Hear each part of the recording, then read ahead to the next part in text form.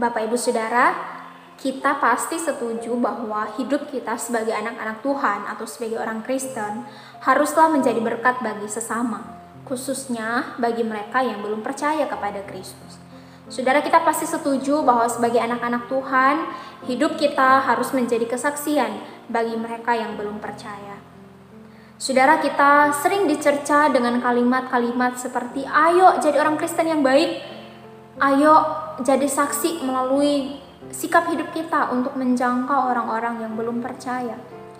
Lalu pada akhirnya saudara, kita menjadi orang-orang yang cukup puas dengan penginjilan menurut versi kita, tanpa merasa perlu untuk memberitakan atau memperkatakan Injil kepada orang lain.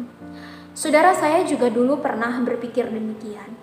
Saya pernah merasa cukup puas menginjil melalui gaya hidup. Sudah cukup bagi saya menjadi orang Kristen yang baik, bersikap jujur, menolong orang lain, sehingga dengan semua itu saya pikir cukup untuk membuat orang yang belum percaya tertarik untuk mengenal Kristus. Tetapi Bapak Ibu Saudara, sadarkah kita bahwa seringkali hal ini dapat menjadi excuse kita untuk tidak memberitakan Injil melalui perkataan? Padahal tindakan yang kita lakukan setiap harinya Bapak Ibu Saudara belum tentu menjadi berkat bagi orang lain, bukan? Bahkan mungkin Bapak Ibu Saudara, lebih sering tindakan yang kita lakukan setiap hari itu menjadi batu sandungan bagi orang lain daripada menjadi berkat.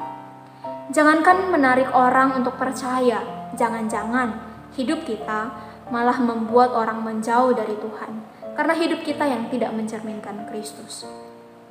Bapak Ibu Saudara, firman Tuhan hari ini mau mengingatkan kita bahwa Injil itu harus diberitakan. Injil itu harus diperkatakan. Saudara, di dalam Roma 10 ayat 13 sampai 15, Paulus berkata, sebab barang siapa yang berseru kepada nama Tuhan akan diselamatkan.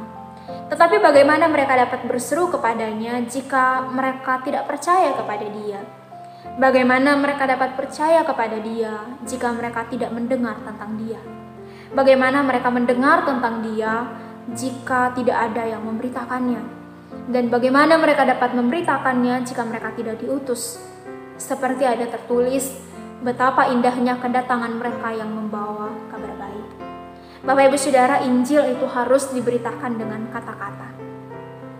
Tidak cukup hanya disaksikan dengan gaya hidup. Singkatnya Bapak Ibu Saudara, tidak cukup kita hanya menampilkan kekristenan kita melalui gaya hidup dan tidak mau memberitakan Injil dengan perkataan.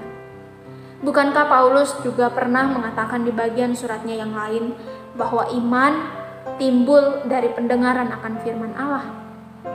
Orang-orang yang belum percaya Kristus, mereka perlu mendengar kabar baik yang akan mengubahkan hidup mereka. Kabar baik tentang Kristus yang rela mati bagi manusia berdosa, supaya kita oleh anugerahnya diselamatkan. Saudara, siapa yang akan memberitakannya?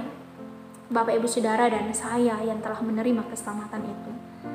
Saudara, di akhir renungan ini saya mengutip salah satu perkataan Pendeta Stephen Tong di sebuah acara beberapa waktu lalu. Pak Tong mengatakan, kalau engkau cinta Tuhan, engkau juga pasti cinta Injil Tuhan. Kalau engkau taat kepada Tuhan, engkau juga pasti akan suka mengabarkan Injil. Kiranya Tuhan menolong setiap kita, memberikan kita kerinduan, komitmen untuk mau memberitakan Injil, memperkatakan Injil kepada orang-orang di sekitar kita.